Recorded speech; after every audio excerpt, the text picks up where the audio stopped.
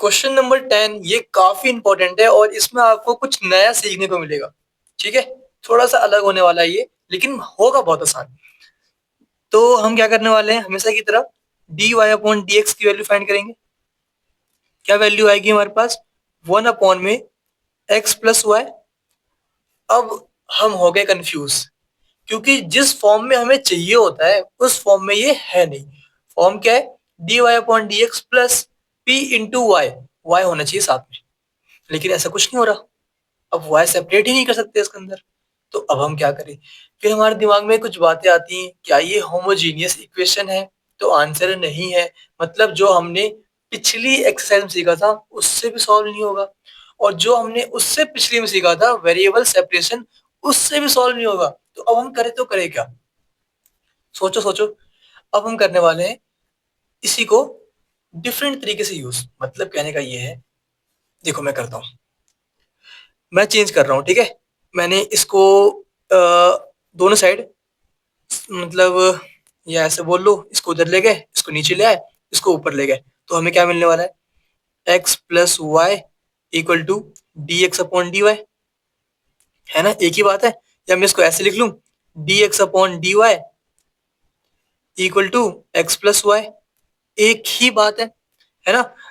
या मैं इसको ऐसे लिख लूं, d x upon d y, x को इधर ले आओ, minus x equal to y. अब ध्यान से देखो, यहाँ पे y है, dx अपॉन dy। अब ध्यान से देखो, सेम टू सेम ये बन चुका है, लेकिन अब आप बोलोगे सर सेम टू सेम कहाँ बन रहा है, यहाँ पे dy अपॉन dx है, यहाँ पे dx अपॉन dy है, ये तो बहुत अलग है। हाँ अलग है, लेकिन कॉन्सेप्ट सेम है भाई, बिल्कुल। अगर dy अपॉन dx होता है तो प्लस में p into y equal to q होना चाहिए। मतलब ऊपर y है तो यहाँ पे y होना चाहिए। ठीक है, अब इसको देखो, dx अपॉन dy, ऊपर क्या है x, तो यहाँ पे x होना चाहिए, और जो y के साथ है वो p होता है, यहाँ पे जो x के साथ है वो p होगा।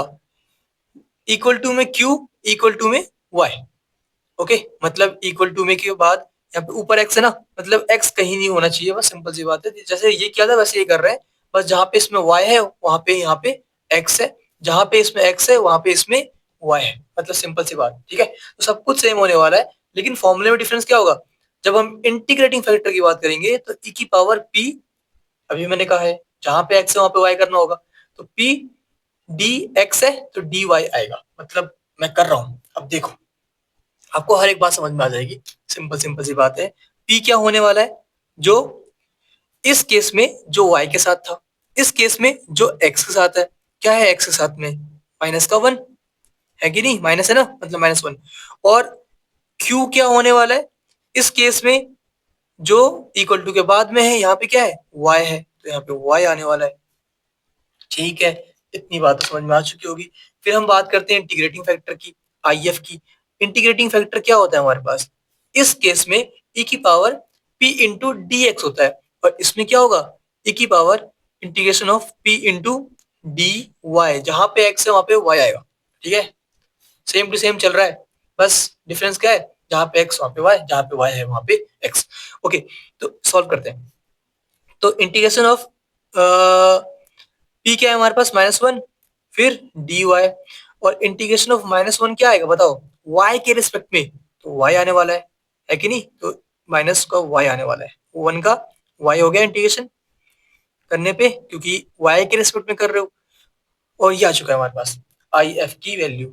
अब हमें क्या निकालना होता है, जनरल सॉल्यूशन, है ना। तो मैं यहाँ पे शॉर्टकट में बोल देता हूँ GS, general solution of differential equation. क्या आने वाली है बताओ, फॉर्मूला कहता है y इंटू में आई एफ, और हम जानते हैं जहां पे y है वहां पे x आएगा इस केस में, तो यहाँ पे क्या आने वाला है, x इंटू में आई एफ, फिर इक्वल टू में इंटीग्रेशन q का q इंटू में आई एफ। अच्छा q क्या था हमारा, q हमारा y था, तो यहाँ पे चलो मैंने फॉर्मूला लिख दिया, तो फॉर्मूला सही है, कोई बात नहीं, अगले स्टेप पे कर लेंगे। q इंटू में आई एफ क्या है हमारे पास, e की पावर -y, फिर यहाँ पे dx है, और हम जानते हैं कि इसमें उल्टा होगा, मतलब dy होगा, प्लस सी, ये हमारा आंसर आ चुका है। बस आपको इंटीग्रेट करना है और क्यू की वैल्यू मैं पुट करना भूल गया था, तो क्यू की वैल्यू भी आप पुट करके इंटीग्रेट कर दो। क्यू वैसे है क्या हमारे पास, क्यू की वैल्यू वाई है, इंटू में इंटीग्रेशन ऑफ ई की पावर माइनस वाई और डी वाई प्लस सी, ये वैल्यू आ चुकी है। अब जल्दी से इसे इंटीग्रेट कर दो, और हमें इंटीग्रेशन करना अच्छे से आता है। यहाँ पे दो वेरिएबल मल्टीप्लाई में है तो आइलेट लगेगा, और आइलेट बोलता है पहले इनवर्स फिर लॉग फिर अलजेब्रा।